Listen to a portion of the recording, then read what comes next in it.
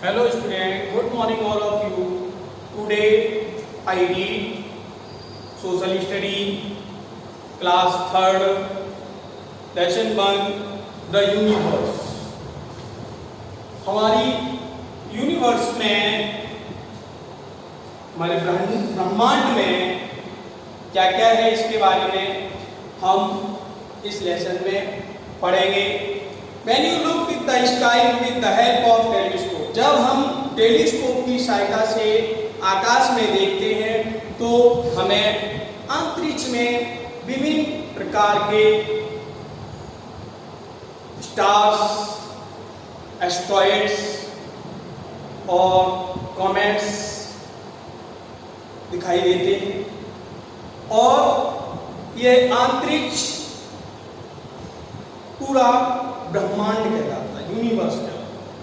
There are thousands of stars in universe. हमारे ब्रह्मांड में हजारों स्टार्स हैं. They are found in large groups. वो बड़े समूह में, ग्रुप में पाए जाते हैं. Each groups form a galaxy. जब बहुत सारे स्टार्स इकट्ठे पास आ जाते हैं तो ये गैलेक्सी का निर्माण करते हैं और हमारे यूनिवर्स में बहुत सारी गैलेक्सीज की संख्या बहुत है. टॉपिक अगला आता है big bang theory. Big bang theory. Big bang theory. Big bang का सिद्धांत क्या है? Most of the scientist believe that universe was born many years ago out of the huge explosion called the big bang. वैज्ञानिकों का विश्वास है कि हमारे ब्रह्मांड में एक बहुत बड़ा विस्फोट हुआ. इस विस्फोट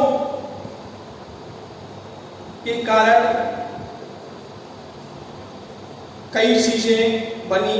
इसको बिग बैंग कहते हैं. After the explosion a huge firewall was created. इस एक्सप्लोजन के दौरान एक बहुत बड़ा आग का गोला बना और यह आग का गोला धीरे धीरे ठंडा होता गया और इसने छोटे छोटे पार्टिकल्स को जन्म दिया. इस प्रकार यह हमारा ब्रह्मांड बना, यूनिवर्स की रचना हुई. The stars and other heavenly bodies such as our planet earth were formed in due course of time. हमारे तारे और जो आकाशीय पिंड हैं जैसे हमारी पृथ्वी, स्टार्स, मून, इन सभी का निर्माण हुआ. अब टॉपिक आता है सोलर सिस्टम. Solar system.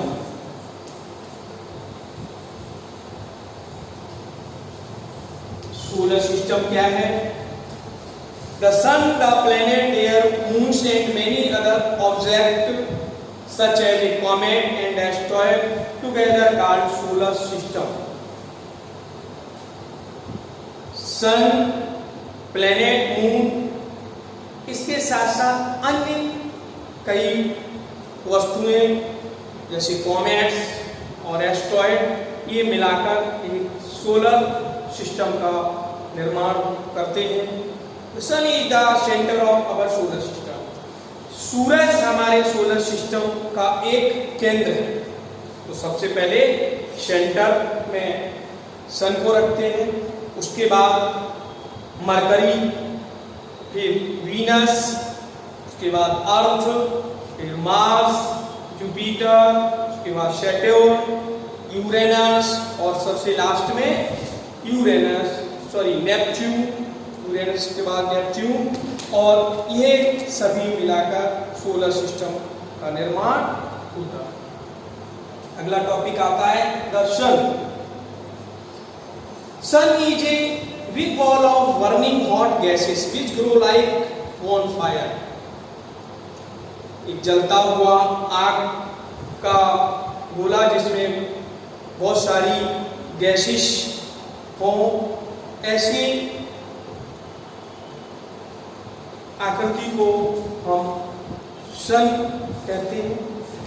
सन एक जलती हुई आग का गोले की तरह है। It is the source of heat and sustain life on the earth. और यह ऊर्जा का, हीट का मुख्य स्रोत है, जिसके कारण पृथ्वी पर जीवन संभव है। The energy receive from the sun is called solar energy. और वह ऊर्जा जो सूरज से हम प्राप्त करते हैं वह सोलर एनर्जी कहलाती है। अब अगला आता है टॉपिक प्लैनेट। प्लैनेट क्या है? The 8 planets in order of their increasing distance from the sun। सूरज से दूरी के हिसाब से सभी ग्रहों को एक सिस्टम में दूरी के हिसाब से रखा गया है और ये सारे प्लेनेट सोलर सिस्टम बनाते हैं। तो सबसे पहले सन, फिर मरकरी, वीनस, अर्थ, मार्स, जुपिटर, उसके बाद सैटर्न, यूरेनस और नेपच्यून। इसमें मरकरी सबसे छोटा प्लेनेट है और जुपिटर सबसे बड़ा प्लेनेट है। अगला टॉपिक आता है द मून, चंद्रमा। तो हम इसमें चंद्रमा के बारे में सीखेंगे। Moon is our closest neighbourhood. Moon हमारा सबसे पड़ोसी प्लेनेट है। It is much closer to than the sun. यह सूरज की तुलना में पृथ्वी से बहुत पास है। यह सूरज से बहुत छोटा भी है। But the sun and the moon appear us as the same side। लेकिन हम जब इसको देखते हैं तो सूरज और चंद्रमा बराबर आकार के दिखाई देते हैं, लेकिन ऐसा नहीं। सूरज बहुत बड़ा है और जो आपका चंद्रमा है वो बहुत छोटा है। Moon takes 28 days to complete its one revolution around the earth। पृथ्वी के मून 28 दिन में पूरे चक्कर कर एक लगाता है, अर्थात जो चंद्रमा है यह पृथ्वी का एक चक्कर पूरा करने में 28 दिन ले लेता है। The moon also spin on its axis.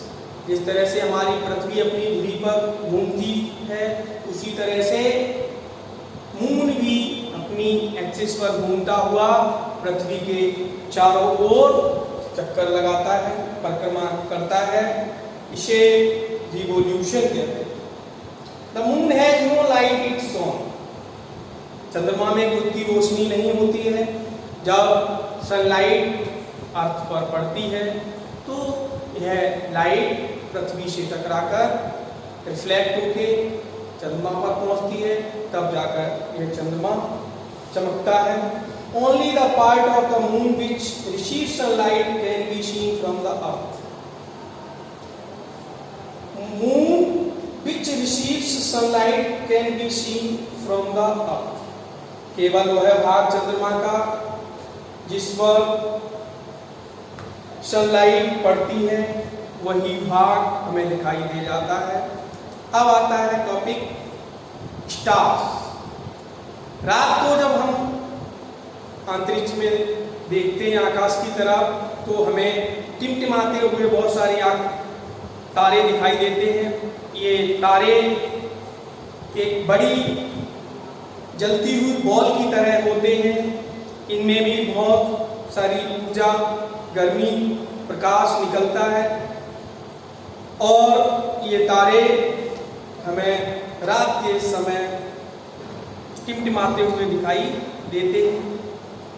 It is a pole star, एक पोल स्टार जो बहुत ही चमकीला होता है, यह आकाश में दिखाई देता है।